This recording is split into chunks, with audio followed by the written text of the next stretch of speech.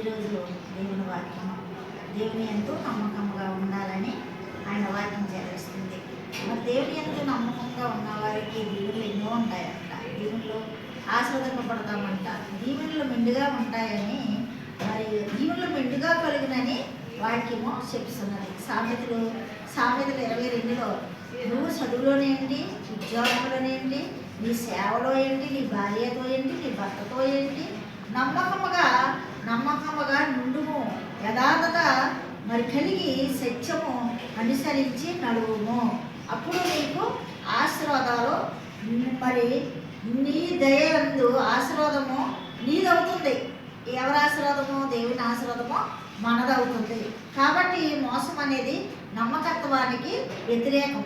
మోసగరితనముగా ఉండకూడదు. కానీ భార్య ఎందు భర్త, భర్త ఎందు భార్య, మరి పిల్లల తల్లిదండ్రుల యందు అందరం కలిసి దేవుని యందు నమ్మకముగా ఉంటే ఆస్వాదిస్తాడంట.